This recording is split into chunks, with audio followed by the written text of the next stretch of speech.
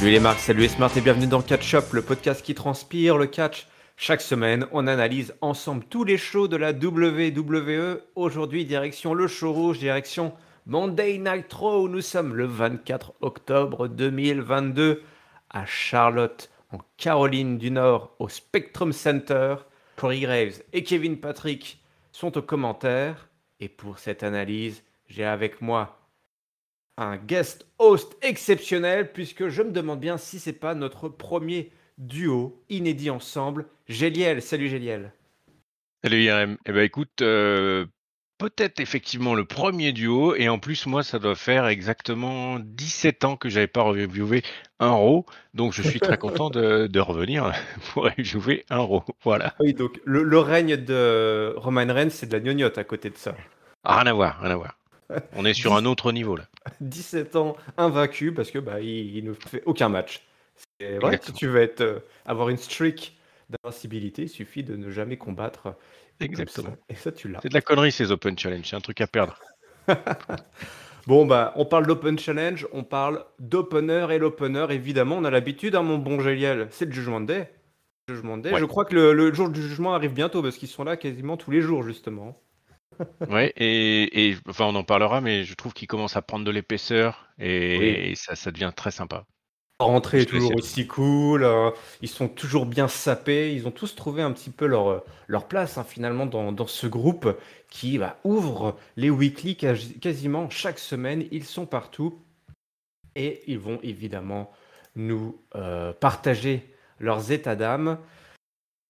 On a Rhea Ripley qui nous rappelle que AJ Styles, la semaine dernière, il a bien compris que c'était Judgment Day qui gérait les affaires au show rouge, au Monday Night Raw. Que Dominique, c'est un homme, un vrai. Hein. On continue, Juliel, Exactement.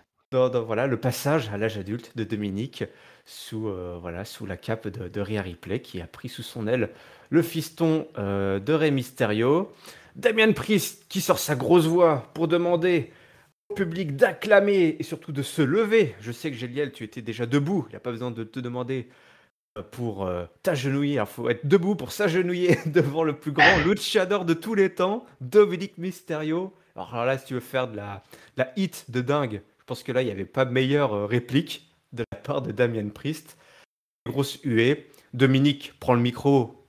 À ce moment-là, le Spectrum Center va exploser. Hein.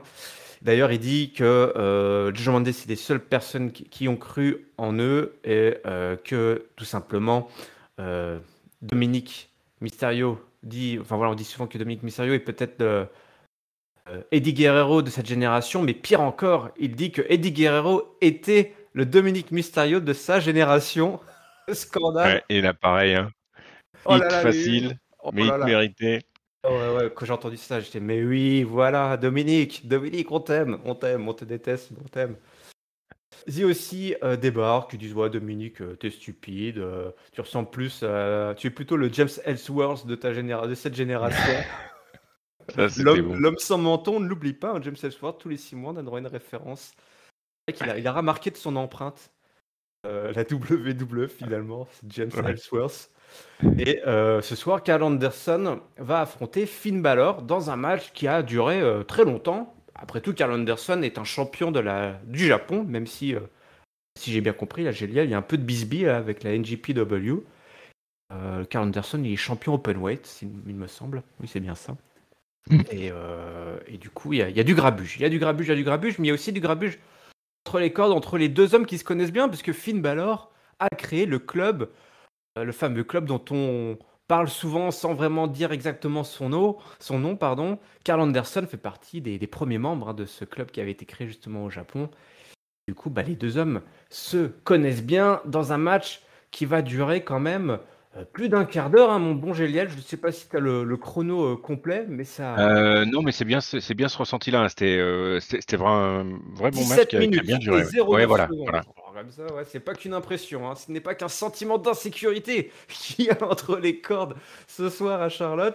C'est bel et bien des matchs comme Triple H les aime, un match très technique, un match qui va durer donc 17 minutes et 9 secondes avec ce bon vieux Anderson qui se concentre, hein, sur la jambe de Finn Balor.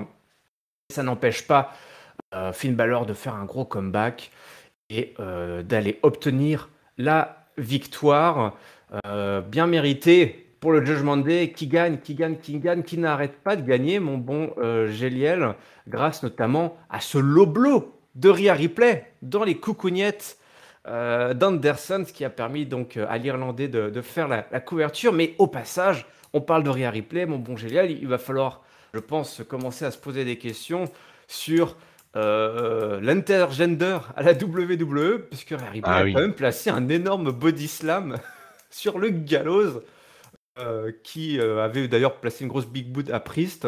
C'est un peu le bordel hein, sur la table des commentateurs. Tout le monde, AJ Styles s'est retrouvé justement sur la table des commentateurs. C'est juste après le, c'était je sais plus, ouais, c'était après le match peut-être. Non, c'était pendant le match. C'était pendant le match. C'était pendant le match justement. Ah ouais, et qui avait donc permis la victoire du Judgment Day. Mais alors là, ce body slam de Rhea Ripley, mon beau Géliel. Impressionnant quoi, impressionnant et je suis super content pour Rhea Ripley qui, pareil, hein, c'est ce que je disais tout à l'heure. Je trouve que le Judgment Day là, ils sont en train de, avec l'ajout pardon de Dominique, je trouve qu'ils sont en train de rentrer dans une nouvelle phase. Ils sont sortis de la rivalité pour le moment hein, avec Edge. Enfin, on le voit plus quoi sur cet aspect-là puisqu'il est parti plutôt ailleurs. Enfin, pour le moment, on le voit pas. Je trouve que entre l'intro, comme tu l'as dit, ils ont trouvé leur style vestimentaire aussi. Ils ont trouvé un niveau de élitude qui est quand même maintenant très très sympa. Et puis ça overbook dans tous les sens. Mais c'est exactement ce qu'on attend d'une faction qui est présente ringside, quoi. Il y a pas d'autre mot. Et puis alors du coup, le combat, moi je l'ai trouvé très sympa. J'ai pas, il n'y a pas une seconde qui m'a paru en trop, donc c'était vraiment bien. Surtout parce que justement ça attirait l'œil à gauche, à droite. Il y avait tout le temps des distractions qui étaient très sympas. Et puis effectivement, Rhea Ripley. Alors ça se fait en deux fois. Elle chope Luke Gallows et on sent qu'au moment où elle appuie sur les jambes, il y a un petit moment, une demi-seconde où on se dit bah non, ça va pas le faire. Si, hein. Si, elle le soulève et bam, un énorme body slam, hyper impressionnant. Et puis derrière, ça enchaîne avec le low blow, la victoire de Baylor, la victoire totale du Judgment Day. Non, super opener.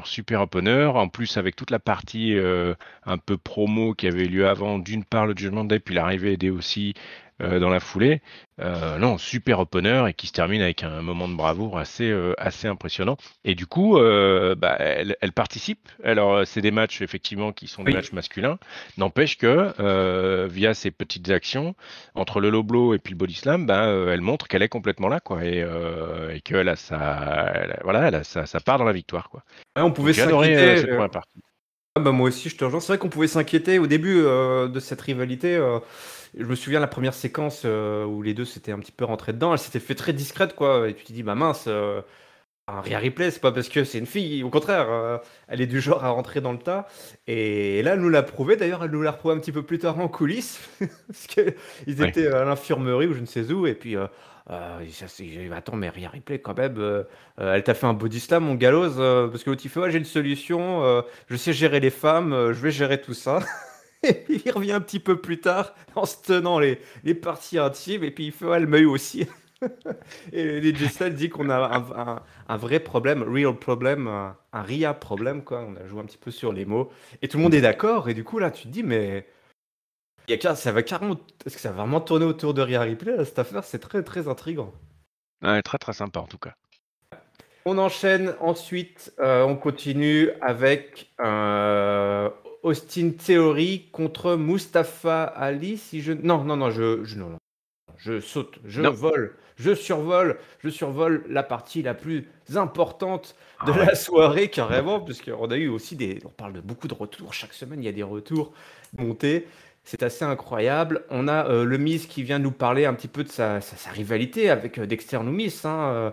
D'ailleurs, on a des nouvelles de Tommaso Ciampa, où on essaie d'en avoir en tout cas des nouvelles de Tommaso Ciampa, qui visiblement est tourmenté il n'arrive pas à dormir, il n'arrive pas à trouver le sommeil, pardon. Johnny Gargano débarque, il dit, mais attends, Miz, tu racontes que des conneries, j'ai Ciampa au téléphone, alors on veut bien le croire, hein, puisqu'ils ont des potes. D'ailleurs, amusant, hier soir, pendant que j'étais en train de préparer à manger, j'ai lancé le network et je suis retombé sur ce match qu'ils avaient fait entre les deux pendant la période Covid. Tu sais, le match de 40 minutes qui devait mettre un terme à leur rivalité, qui était dans un vieux Oui, hangar avec Triple H au début qui leur dit, bon bah voilà les gars, je veux que ça se termine, une fois que je quitte le hangar. exact, oui. Et à la fin, il y a eu un peu le heel turn total du couple Gargano face à Ciampa. Bref, les deux hommes se connaissent, donc on veut bien croire que Johnny Boy a eu des nouvelles de Ciampa, et visiblement, il a un petit souci à la hanche. Voilà, il se fait vieux un Ciampa, hein, quand même. Il est plus tout jeune, il est plus tout frais. En gros, Miz, il nous raconte des conneries. Il est pas honnête, il ment. Je sais pas pourquoi, il nous ment, mais il nous ment. Il veut pas la vérité. Et en parlant de vérité, qui c'est qui débarque? La vérité, R-Truth. Ouais.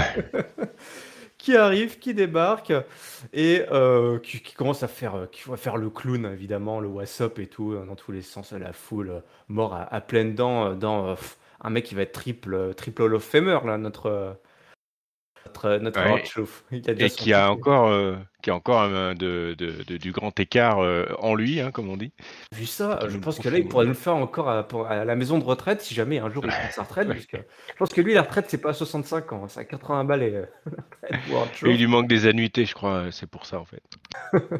Oui, effectivement, il y a des moments, il y a des trimestres où il a pas trop cotisé hein, aussi.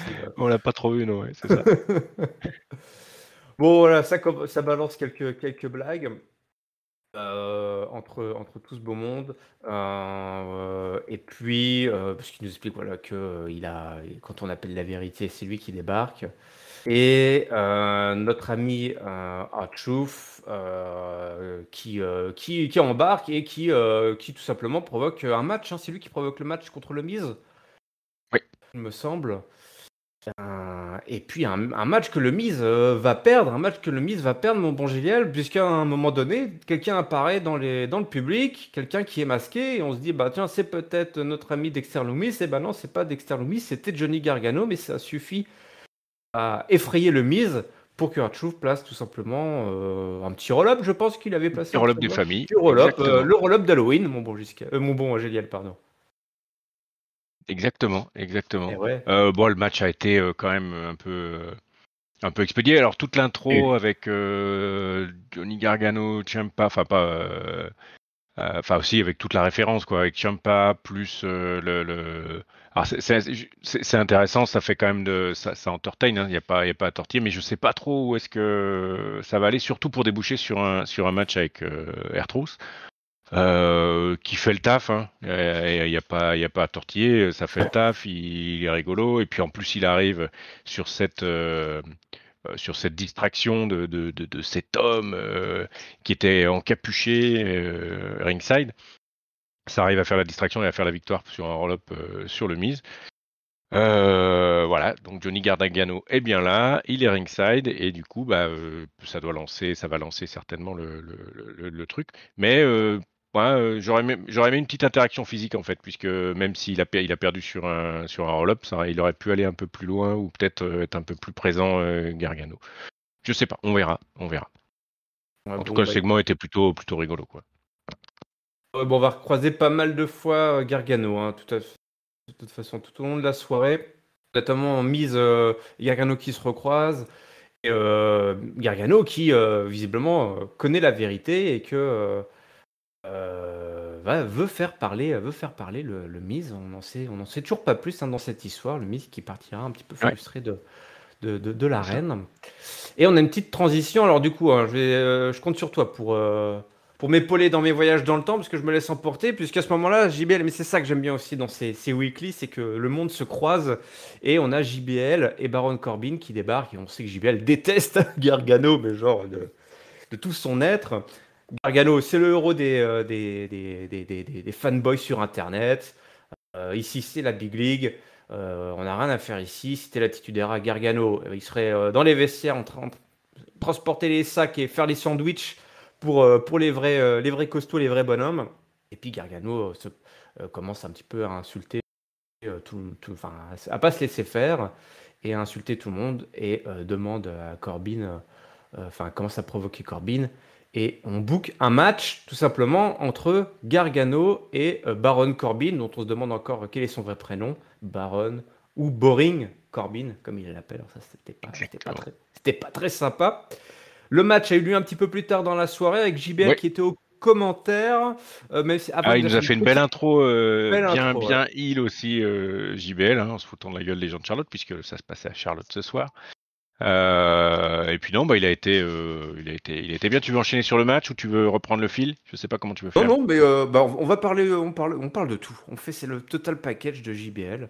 Tu l'as dit, on a eu une belle promo de JBL là, qui nous fait toujours une belle hit auprès de Charlotte, et puis qui annonce le wrestling god de la moderne era, Ouais. Baron Corbin, qui a changé de futal. Hein. Il est un petit peu mieux, il a arrêté les pantalons couleur chair. Bon, j'ai bien, il a reçu ton petit texto de Fashion Police, là, je crois. Ah oui, c'était le dernier avertissement. Et lui, il l'a pris en compte. Le combat qui aura vu la victoire du Baron, une belle victoire avec son End of Day sur Gargano. Entre-temps, Gargano aura provoqué JBL en lui piquant son chapeau de cow-boy et en plaçant en plus un gros tornado DDT là dans la foulée sur Baron Corbin. Mais JBL est intervenu Mm, physiquement, mm, mm. génial pendant le match. Il a tiré la jambe du pauvre Gargano qui est tombé et qui s'est bouffé donc le End of Day, cette magnifique prise de finition de Baron Corbin et une belle victoire là du Baron. Ça fait plaisir. Ouais, ouais, ouais. Et puis le match était très sympa. J'ai trouvé Gargano très en forme, très affûté. Il y avait de quoi passer, mais maintenant l'association Corbin JBL est plutôt sympa. Je trouve que ça marche pas mal. J'ai bien aimé le moment où Gargano a pris le Stetson de JBL pour s'amuser avec. On se demandait ce qu'il allait faire, s'il allait marcher dessus ou se torcher avec, ou bref, je ne sais pas. En tout cas, il y a eu un petit moment de distraction qui était assez sympa. Et puis, bah, effectivement, le Corbin qui gagne avec une intervention bien méchante de JBL. Non, sympa, moment sympa. Je ne sais pas si ça va repartir là-dessus derrière ou pas, mais en tout cas, voilà, le combat, je l'ai trouvé sympa parce que Gargano était, j'ai trouvé très en forme. Ouais, il a fait parler sa vitesse, sa rapidité, mais bon, il se Ouais, faisait ouais. cueillir des fois par une bonne droite dans la tronche. Il s'est fait balancer sur la table des commentateurs. Donc, bon, bah écoute, hein, on a quand même le jeu vivant de la lutte professionnelle face à soi. C'est un petit peu compliqué d'aller De chercher l'ère moderne, de l'ère moderne. et de l'ère moderne, évidemment. Ouais, voilà, Baron Corbin est un homme moderne. Bon, exactement. un dieu moderne. Un dieu moderne. Oui. Un dieu moderne. D'ailleurs, en parlant de Gargano, eh ben, Madame Gargano, Candice LeRae a eu une interview. D'ailleurs, c'est très drôle. Leurs séquences s'enchaînent très souvent. Comme ça, je pense qu'ils peuvent repartir ensemble. Tu sais, ils prennent la douche. Puis hop, Ouais. allez, tu fais chauffer le moteur, j'arrive. J'ai fini dans 2 minutes. Petite interview de Candice LeRae, voilà, on parle du retour, que c'était pas évident. Hein, voilà, ils étaient partis tous les deux. Le couple était parti biberonner pendant plusieurs mois. Puis quand elle est revenue à Raw, eh ben, elle a eu le droit, alors ça me fait toujours, elle a eu le soutien d'Alexa Bliss, Bianca Belair, Asuka. Donc ça me fait toujours marrer là, ce name dropping de Babyface. Hmm. On hoche la tête, oui, bien sûr, c'est ça. Poliment. Damage Control débarque, on arrête l'interview. Qu'est-ce que c'est ce bordel? Bailey dit que voilà, c'est nous qui allons poser les questions. D'ailleurs, on s'en fout parce qu'Asuka et Bliss, elles ne sont même pas ici. C'est vrai, où sont-elles? Où sont Asuka et Alexa Ah Bliss? oui. On en parle, mais on ne les voit pas beaucoup. Voilà. Elles sont toutes sur la touche, là, comme Becky Lynch. Il ne reste plus personne de legit hein, finalement dans cette division féminine de Monday Night Raw. Oui, on est d'accord, hein, Bailey, ce que je te dise. Elles foutent le Elle a raison. bordel. Et puis, les deux commencent à attaquer Candice LeRae. D'ailleurs, c'est très drôle. Elle pousse le caméraman. Alors, ça me fait marrer parce que c'est rare que les caméramans sont souvent invisibles ou hors de l'univers Oui, WWE. oui, exactement. Et là, tout d'un Exactement. coup, pour faire leur coup en douce, elles attaquent le pauvre caméraman qui se retrouve propulsé. Et du coup, bah, Candice LeRae se fait passer à tabac. Là. Et qu'est-ce qui se passe là? On peut plus travailler. C'est un environnement de travail dangereux à la WWE. Mm, mm. Et du coup, elle est pas contente, Candice LeRae. Pas Et contente du tout. pas contente et du coup, bah, on voit qu'elle commence un peu à se revenir, à se rebeller contre notamment, Bayley en se foutant un petit peu d'elle, hein, en lui disant que quand même malgré le retour, bah, elle a toujours rien gagné et qu'il n'y a toujours rien du tout autour de sa taille, entre autres. Voilà. Ouais, ça c'est vrai, ça c'est vrai. D'ailleurs, Bailey qu'on retrouvera un petit peu plus tard dans la soirée. Pour le match de Main Event, on ne revoit pas Candice LeRae, je crois, hein, lors de cet épisode après. Non. On la bat la pauvre en même temps, elle a été un petit peu passée à tabac Ouais. pendant cette séquence. Austin Theory versus... Non, avant on a Elias. Ouais, On a en Elias coulisses. en coulisses, qui croise Riddle avec son bongo. Voilà, il lâche pas l'affaire, Riddle. Il prend des cours. Écoute, mon bon Riddle, mon bon Matt, mon bon Matthew, c'est sympa, mais je suis un artiste sérieux. Moi, quand je viens, je fais des concerts. Je veux être tranquille, j'aime pas être trop interrompu. Donc, bon, cette fois-ci, ça passe parce que je sais que toi et mon frère, vous êtes poteaux. C'est n'importe quoi. On te crée des relations, mais c'est du gros n'importe quoi. Mais en même temps, c'est très, Là, très ouais, quand drôle. même. C'est très, très drôle. Mais bon, il faut faire, oui, d'accord. Là aussi, on hoche la tête. Il se passe des Ouais, choses suspension d'incrédulité, hein, suspension totale d'incrédulité. des relations d'amitié dont on n'en voit pas jamais la couleur, donc on est obligé de les croire sur parole. Riddle, Matt qui nous fait une petite démo là de Bongo, et Alpha Academy qui débarque pour se foutre de ces pseudo-artistes là, des arnaqueurs. D'ailleurs, ils n'ont toujours pas de nom d'ailleurs, hein, Riddle et Non. Elias, c'est vrai qu'ils Sur sont un leur nom. petit groupe là, Ouais. leur duo. Ouais. Alors Gable qui visiblement préfère Ezekiel, hein, parce qu'il dit je préfère ton frère parce que lui au moins il se rasait. C'est pareil, on hoche la tête hein, évidemment. Et donc la provocation entre tout ce beau monde Qui se donne rendez-vous sur le qui donne ring. rendez-vous sur le ring avec Chad Gable qui accompagnait d'Otis contre Elias. Un match entre les cordes avec Elias qui va remporter ce match tout simplement avec un bel enchaînement et qui place son neckbreaker pour aller chercher la victoire là, pour le Drifter. Une belle victoire qui dans un match, je sais même pas, je sais pas la durée du match. Ah, il n'a pas été très long, hein. Je crois que c'était 5-6 minutes, je sais. Il n'a pas été très très long de tête. Ouais. Hein. Matt Riddle est intervenu pour aider à débarrasser l'arène de la Alpha Academy. Gable qui est toujours super puissant, hein. Il fait toujours des moves incroyables, là. Il va chercher des souplesses que si on en faisait une seule, c'était je pense 30 sessions de kiné et d'ortho Ah ouais, pour toi et moi je crois. Bon. l'ostéopathe et compagnie, Et clairement. l'ostéo, ouais, faut que je parle d'ortho. Bah, ouais, ça, si Ezekiel fait un concert, tu restes 2 heures à chanter avec Elias, pardon, tu te retrouves aussi à aller chez l'orthophoniste. Bon bah voilà, écoute, on anime un petit peu la mid-card et puis Riddle qui est bien gentil parce qu'après avoir tutoyé les sommets, là, il vient faire le boulot pour Elias. On envoie toujours un petit main eventer finalement, aider, quand c'est pas Ezekiel, on envoie un main eventer pour aider Elias à Ouais, mais reprendre la pop. c'était pas mal et je trouve que Chad Gable, alors il est très clairement victime de sa taille, mais enfin, il fait vraiment vraiment le taf parce que comme tu l'as dit, alors il a un petit côté aussi high flyer, il a un petit côté très très musculeux, très très puissant, et puis au micro, il sort souvent des vannes qui font mouche. Son association avec Otis. Finalement, j'ai l'impression que c'est lui un peu qui prend le dessus parce que le pauvre Otis est muet, on l'entend pas, et puis il a du mal à sortir de son rôle un peu de grosse brute qui au final se fait quasiment systématiquement contrer. Ouais, non, Elias, Chad Gable, ça fonctionne bien avec effectivement le main eventer qui vient apporter du crédit à tout ça. Voilà, seul truc, c'est effectivement le petit Otis qui est un peu en dessous, enfin le gros Otis qui est un peu en dessous qui pourrait apporter plus qu'il ne fait actuellement. Mais disons, entre l'arrivée coulisses plus le déroulé du match, alors qu'il s'est pas fait dans le même temps, mais on l'a enchaîné pour compréhension. J'ai trouvé le moment assez sympa, quoi. Assez sympa. Ouais, ils sont tous très bien là, tous les quatre. En fait, Ouais. c'est quatre mecs qui savent faire du comédie en plus, enfin toi, Ouais. assez facilement, tout en nous proposant c'est beaucoup d'athlètes. Bon, Elias, c'est dans un autre genre. Lui, c'est très classique, mais là, il a pu il a pu nous montrer qu'il pouvait tenir un match avec évidemment côté avec Chad Gable. C'est difficile de sortir un mauvais match. C'est assez incroyable. Et puis voilà, les 4, ça fonctionne bien là finalement, et ça nous propose du fun. On anime bien cette mid-card là. Ouais, et c'est pas si mal parce que là on arrive un peu au milieu de show et du coup ça relance un peu le truc donc voilà, ça permet de maintenir ce Raw globalement quand même à flot. Exactement, exactement.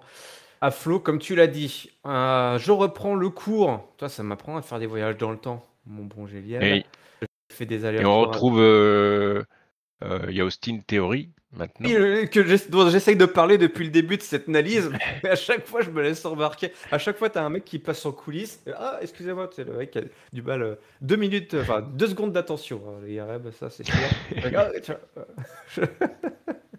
Mais non, on suit. on a Seth Rollins qui était à la table des commentateurs.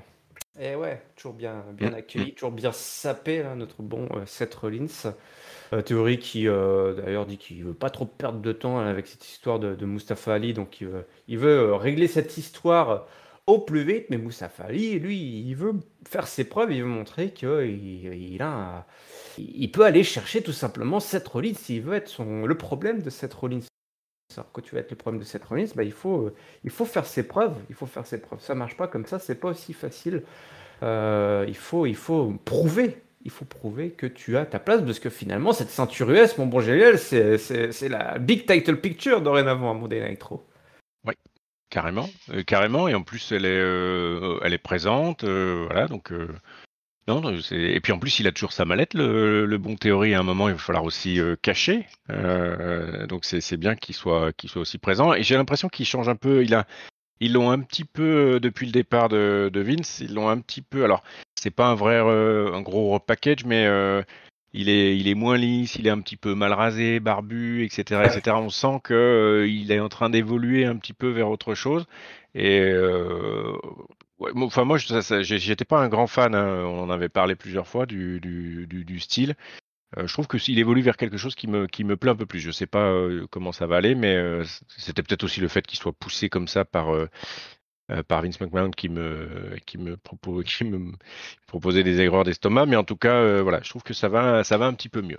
Ouais, il a laissé tomber son petit bouc. Il avait le petit bouc. Là, maintenant, il laisse pousser aussi Mm. sur les côtés. Je l'ai remarqué aussi, toi, comme quoi on prête attention, hein, au look des superstars. Tout est important. D'ailleurs, en parlant de look, c'est Mustafa Ali qui a sorti le short, là.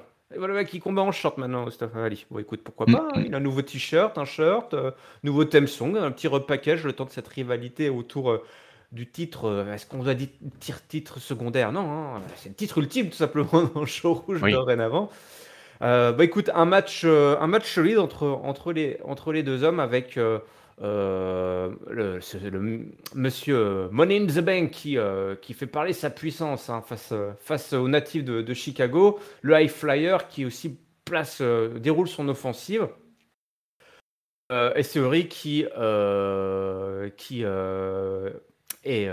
bénéficie d'une distraction de Rollins sur Ali, pouvoir l'envoyer sur le haut de la corde et placer ensuite son finisher pour la victoire. Et après, c'est la baston entre Rollins et Ali, et le champion US qui repart.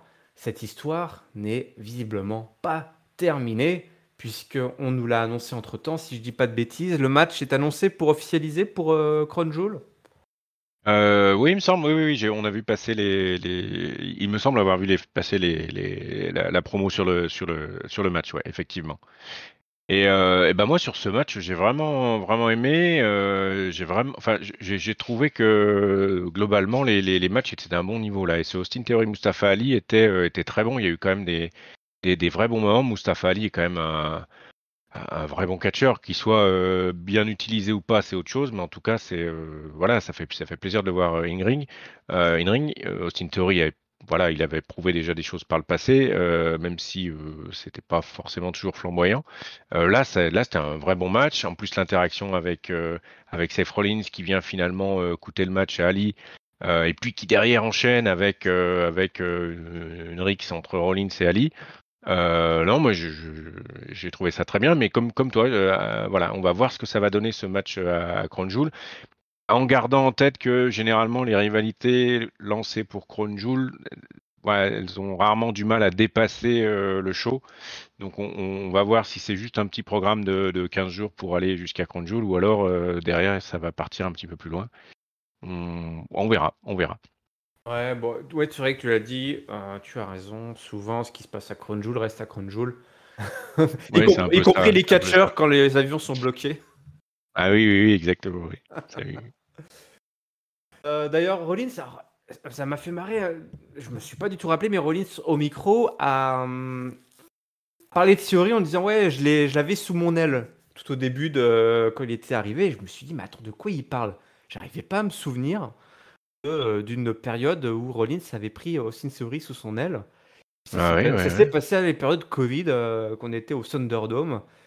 Franchement, impossible de me souvenir de ça. Je suis pas sûr que ça ait duré très très longtemps cette histoire. D'ailleurs, ça m'a fait marrer parce que quand après il allait sur le ring pour lever la main du gagnant, il l'a vite envoyé quand même au vestiaire, hein. Il fait, c'est moi la superstar. Ouais, On a ouais. peut-être gagné le match, mais allez, laisse passer au grand. Et puis une belle victoire là à Seori. Je sais qu'il y en a beaucoup qui nous écoutent, qui n'aiment pas quand les porteurs de mallettes enchaînent les défaites.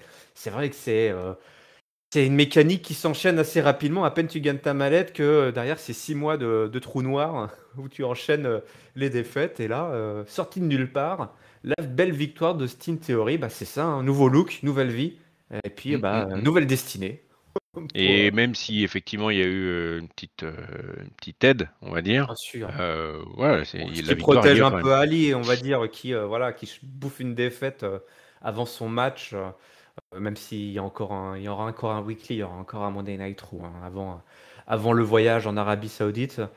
C'est vrai que voilà, il s'est mangé une petite défaite, mais il est vaillant, notre Ali, et il va aller chercher la victoire. En tout cas, il y va pour la victoire. On a enchaîné avec un bon squash des familles. Omos, Ah, Omos qui débarque, et il y a 4 bonhommes, 4 gars qui mon marchent, Dieu, mon Dieu, mon ouais, ouais, Dieu. qui sont allés chercher à la buvette. Ouais, ouais, c'est ça, Et qui, du coup, exactement ça. c'était un 4 contre 1, en fait, ce match, carrément. Ouais, c'est ça, hein, ça a été présenté comme ça. Alors après, C'est- enfin, ils étaient particuliers les gars, mais c'était Ah, effectivement en termes de nombre, c'était ça. j'ai reconnu des chroniqueurs de catch-up dans le lot, hein. Si vous demandez où sont les autres, bah, ils se remettent encore de ce moment difficile où Homos a tout simplement pulvérisé, détruit 4 bonhommes pour prouver que s'il peut en détruire quatre hommes de 1,50 m, il peut détruire un Ouais, homme voilà. de 2,10 m. Voilà. Lui-même faisant 2,30 m. Braun Strowman, l'underdog, dans une rivalité qui nous rappellerait presque Hulk Hogan versus André le Géant, là, hein. Je sais pas si c'est l'idée derrière, mais Bah, ouais, mais faudrait que il y a eu juste quoi, il y a eu c'était à SmackDown qu'il y a eu juste une approche où Omos a poussé euh, Braun Strowman. Il n'y a pas eu d'autres interactions, il me semble pour le moment, mais là on est en train de construire la rivalité, donc on est encore un peu en amont, donc pas de souci. Très drôle, hein, les jobbers locaux là qui donc avaient une condition hein, pour monter sur le ring, c'est qu'il fallait effectivement pas faire plus d'1,50 m strictement. Donc c'est ce qui a été fait, hein, voilà. Et avec tous des têtes un peu, enfin, ils m'ont fait gueule marrer cassée, avec quoi. leur ouais, gueule cassée, avec Catcher, ça faisait tout à fait 1990 avec les collants moulants, les trucs un peu bariolés avec les couleurs fun et fluo là. C'était quelque chose, hein, putain. Et donc Homos s'est effectivement fait plaisir, hein. L'autre, il avait le point plus gros, enfin Homos avait le point quasiment plus gros que la tête d'un des gars. Oui, oui. Grandiose, grandiose, grandiose. C'est ça qui Et m'a fait penser justement à André le Géant. Tu sais qu'il avait ouais, posé sa main sur l'intervieweur à l'époque. Ah, j'ai oublié son nom. Enfin voilà, c'était une image mythique, hein, ouais, ouais, effectivement. ouais, clairement, Pas les grosses clairement. paluches là. Donc, bah, 4 contre 1, voilà, hein. Donc, Homos continue à être construit. Euh, bon, in-ring, je suis toujours pas hyper convaincu, mais en tout cas, ça marche. Et le bestiau est quand même. Parce que donner l'impression et faire de l'ombre à Braun Strowman et lui cacher le soleil, il y en a pas beaucoup qui peuvent voilà, le prétendre. Ah Et non. vendredi à SmackDown, effectivement, ça a été intéressant. Voilà, bah, sympa, on va voir ce que ça donne. Mais c'était rigolo, hein, effectivement, c'était un moment rigolo. Ça n'a pas été Ah ouais. long, mais ça a été rigolo. Ah ouais, bah ouais, ouais, ouais. Moi, ça m'a fait marrer, quoi. Moi, j'aime bien qu'ils vont chercher des mecs qui ressemblent à rien, là, pour aller. Ah, mais des fois, ils vont te chercher des mecs qui sont de la scène indé et tout, machin. Mais non, il faut jouer Mm. la carte à fond et envoyer des mecs. Tu te dis, bah attends, ils sont allés les chercher dans. Tu sais, ils ont été réquisitionnés, les mecs, on allait les chercher. Toi, allez, je te donne $20 pour te faire détruire. Les mecs Et qui tu vois le gros là-bas, ouais, bah, il va te taper dessus. Allez, tiens, voilà Ouais, tes dollars. je peux vous redonner les $20? Non, non, non, non, tu les gardes, tu en auras besoin pour payer. Non, c'est pas parce qu'avec $20, tu peux pas te faire soigner aux États-Unis, mais Ah non, non, non. ouais, le Ça mec, peut être une mensualité sur 150 ans, mais c'est tout, ouais, quoi. ouais, Voilà. ils sont un petit peu fait arnaquer les pauvres. Mais bon, voilà, ils avaient qu'à pas être aussi moches, hein, c'est de leur faute. Ouais. Et ben après tous ces sauts dans le temps, mon bon Gillial, je crois qu'on peut retourner direction de main event là, hein, sauf si j'ai oublié quelque chose, auquel cas Non, il non, faut me non, non, taper non, les doigts. on l'a fait dans le désordre, mais on l'a fait. Et effectivement, on arrive quand même à la fin, parce qu'il y a une fin, et on arrive à ce main event. Main event incroyable. D'ailleurs, je t'avoue que pendant le main event, y compris pendant le finish, je me dis, mais attends, c'était pour le titre ou pas? Parce qu'on a quand même un Bailey versus Bianca Belair, GL. Ouais, ouais, ouais, ouais, ouais, carrément. Carrément. Plus des Voilà. surprises. Ça aura des surprises à tire l'arigot, en veux-tu, en voilà. On avait évidemment Dakota Kai et Io Sky qui accompagnaient dès le début hein, le Bailey Ouais, pour son match. ouais, ouais. Donc, elles se Elle était connaissent à la bien table. dorénavant, hein, Bailey et Bianca Belair. Donc bah, ça se rentre vite dans l'art très rapidement. Voilà, euh, une belle entente, si je puis dire, entre les deux catcheuses qui sont les main eventeuses tout simplement du show rouge. Hein, il n'y a plus grand monde, mais elles sont là. Bon voilà, un match qui a pas trop ralenti. Hein, on s'est envoyé coup pour coup. Et puis à un moment donné, Sky et Kai, ça, il faut le bien le prononcer, hein, Hmm. qui prépare la table des commentateurs. Mais c'est Bailey hein, qui se fait power bomber et qui se retrouve balancé dans le ring post là, à droite à gauche. Elle est balancée dans tous les sens. Et championne tag team qui intervient pour tabasser Bianca Belair pendant que l'arbitre est distrait et occupé à autre chose, évidemment. Et là, tout d'un coup, on arrive à la fin du match, mon bon GL, et qu'est-ce qui se passe? Quelqu'un, je trouvais que c'était super bien filmé, moi j'ai sauté de mon canapé, hein, parce Ah ouais. il se passait plein de choses, des gros coups de bout dans la tronche et tout, là c'était le gros bordel, le chaos. Ringside, c'était, ouais, c'était, ouais. Ah ouais, ouais, c'est le bordel. Et là, franchement, alors autant 90% du temps, les caméramans et les réalisateurs sont aux fraises et ils filment n'importe comment, autant là, c'était super bien foutu puisque hors caméra, comme ça, hors champ, et débarque de nulle part euh, un Une corps, brune avec des cheveux longs. une brune avec des cheveux longs qu'on ne reconnaît pas à ce moment-là. Bah Puisque ouais, elle est ouais. brune, mais elle compte pas pour des prunes. Et surtout, elle s'est teint les cheveux un petit peu, changement de Hmm. look. C'est le gros bordel, le crossbody bah, sur tout le monde. T'avais Bianca Sur Sky Belair et l'arbitre. et L'arbitre aussi, l'arbitre. il Oh était oui, au milieu du truc. oui, l'arbitre, c'est ce bordel. Et Bianca Belair qui se fait prendre par Bailey. Non, Hein. non, non, non. Non, attends. Non, non, d'abord, Elle attaque Bianca Belair. non, non, en fait, c'est Belair qui était qui. Belair et Bailey sont sur le ring. Et elle fait le tomber, en fait, Oui, Belair. et un nouvel arbitre, Mais vite. et voilà, parce qu'il y a l'arbitre, vu qu'il s'est pris le crossbody, il n'y a plus personne. Il n'y a plus personne. Ben là, évidemment qu'il n'y a plus personne. Il n'y a plus personne. Plus personne. Et, mais c'est quand même Bailey qui va remporter ce match lorsqu'un nouvel officiel débarque pour la victoire. C'est bien ça, mon bon GL? J'ai arrêté de dire Non, des bah, conneries. Ouais, si, évidemment, je me permets. Nikki, tout énervée, elle monte sur le ring à ce moment-là. parce que Il y c'est a, Nikki. il y a Bailey qui est par terre, qui s'est pris le KOD de Belair. Et il y a Nikki qui fait un énorme neckbreaker à Belair. Et puis qui s'en va derrière. Eh oui, d'accord. Eh oui. Mais non sans avoir mis la main de Bailey sur le bras de Bailey sur Belair. Ouais. Et juste avant de partir. Et du coup, le nouvel arbitre qui arrive, la nouvelle arbitre d'ailleurs qui arrive, qui fait le compte de 3 et qui donne la victoire à Bailey sur ce retournement incroyable de situation, avec de l'overbooking, des retours qu'on n'attendait pas, des rebuilds qu'on n'attendait pas, des rêves bumps, bref, un main event qui est parti dans tous les sens. Incroyable. Donc la victoire de Bailey, évidemment, telle que je voulais raconter ou telle que Géliel vous la raconter. Choisissez votre réalité. La mienne est très virtuelle, générée par de l'intelligence très très très artificielle. Ouais. En fait, je vais être honnête, c'est ce retour incroyable de Nikki Cross en plein main event qui m'a chamboulé, Géliel. Bah oui. C'est quoi? Ça s'est révélé à mes yeux avec, bah voilà, elle s'est fait une permanente déjà, hein. Elle a retrouvé visiblement cette folie qui l'animait dans sa période Sadity. Mais qu'est-ce qui se passe? Qu'est-ce qui se passe dans la division féminine à la WWE? Nikki Ah, Cross est de retour puisqu'il ne faut plus l'appeler Nikki ASH. La blague a duré suffisamment longtemps, Géliel. ouais. On avait eu il se passait du grabuge hein, dans son équipe, dans son duo d'écossaises, mais ça n'avait jamais rien donné.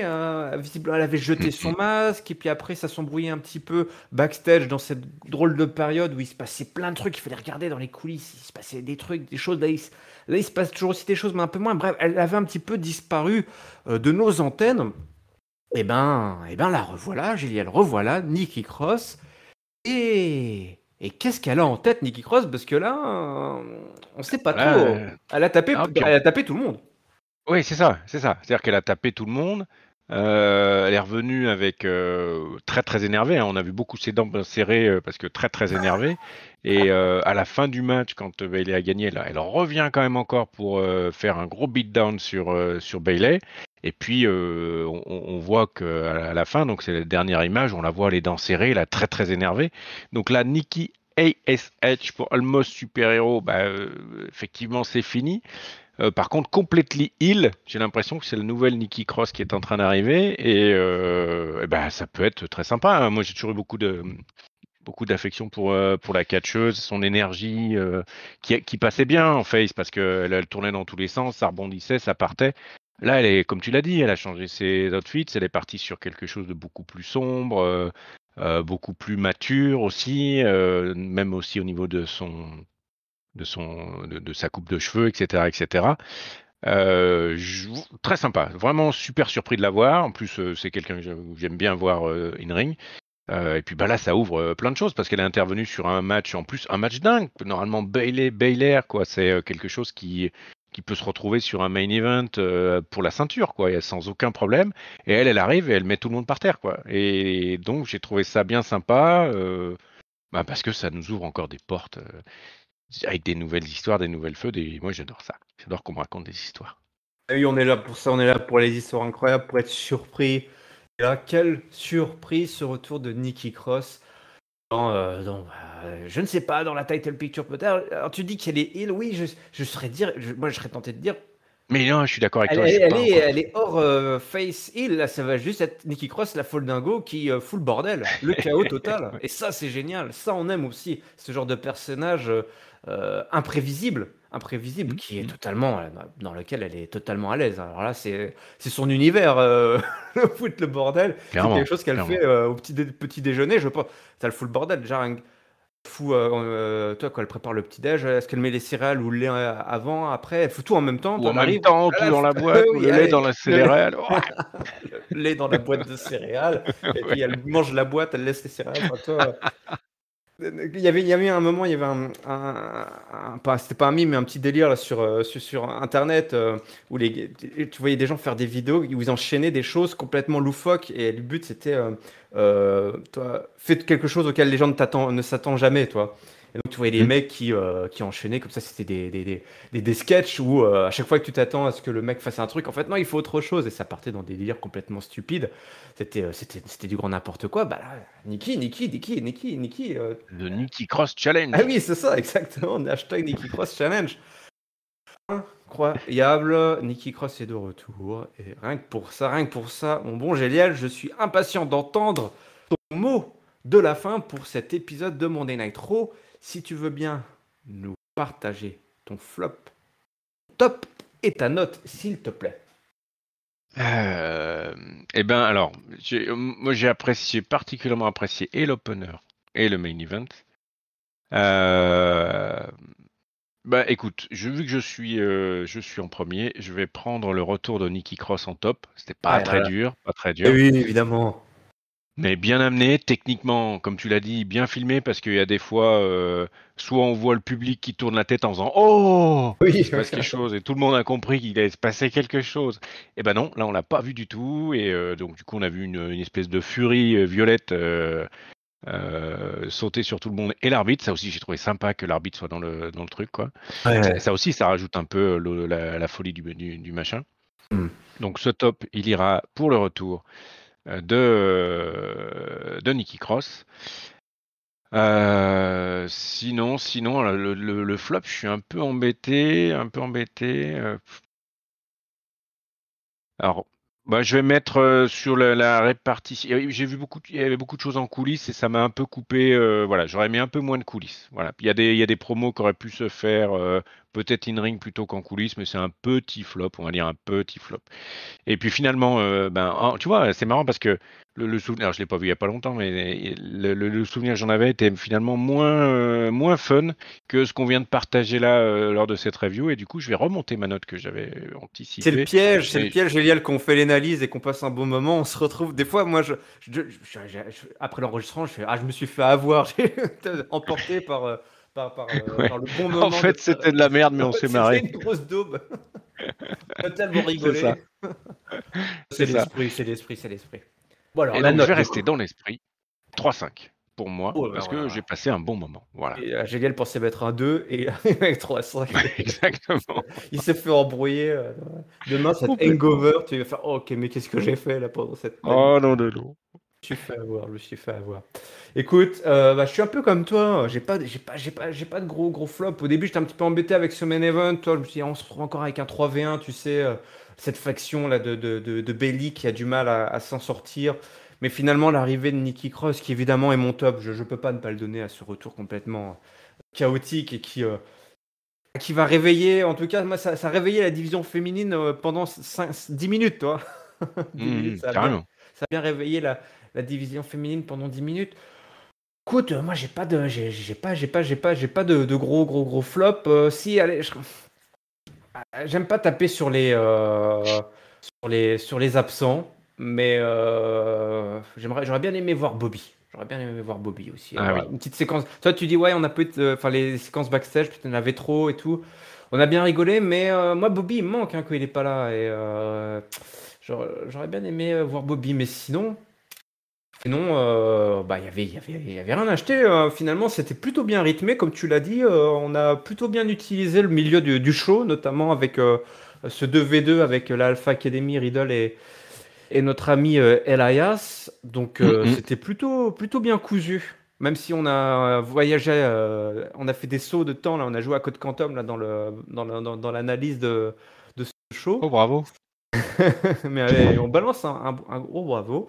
Donc écoute, voilà mon flop, voilà mon top. Et pour ma note, eh ben, je pense que je vais donner, tout comme toi, un 3,5. C'était un épisode plutôt bien retroussé et plutôt bien troussé et avec quelques surprises. Et puis on a bien rigolé. Tu vois, je trouvais on Ouais. s'était bien marré dans cet épisode et que ça fait Ouais, du ouais. bien.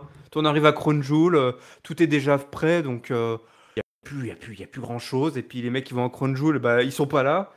Les mecs qui vont pas à Crown Jewel, ou bah, ils s'occupent pour Ouais, ouais. l'instant. Mais il nous occupe bien, nous divertissant. Ouais. Donc bah, 3,5 également pour moi pour cet épisode de Monday Night Raw.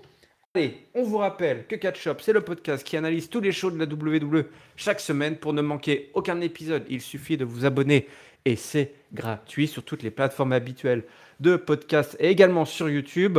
N'hésitez pas à nous laisser en commentaire votre top, votre flop et votre note. Les réseaux sociaux, c'est Catch Up CDC, Twitter, Facebook et Instagram. Le lien vers notre Discord est dans la description. Je te remercie, Géliel, pour ce duo totalement inédit, totalement chaotique. Eh ben, écoute, je te remercie également, IRM, pour ce hosting et cette présentation. Et puis, ce bon moment passé à reviewer ce Raw. Eh ouais, appelez-moi Stone Cold Steve Hosting, c'est mon nouveau Oh, oh, nickname. oh. Eh oui, on est comme ça. On vous donne rendez-vous très bientôt. D'ici là, on a évidemment le SmackDown qui arrive. Il y a du NXT là qui est tombé. J'ai regardé cet épisode d'NXT, je trouvais ça pas mal. Il y a eu encore des surprises, beaucoup de surprises à NXT. Si vous avez aimé ce qui s'est passé à Monday Night Raw, si vous avez bien rigolé avec ce qui s'est passé à Monday Night Raw, je vous invite à regarder ce qui s'est passé à NXT. Je n'en dirai pas plus. D'ici là, on vous souhaite évidemment à toutes et à tous une bonne semaine pleine de catch. Salut, salut. Salut.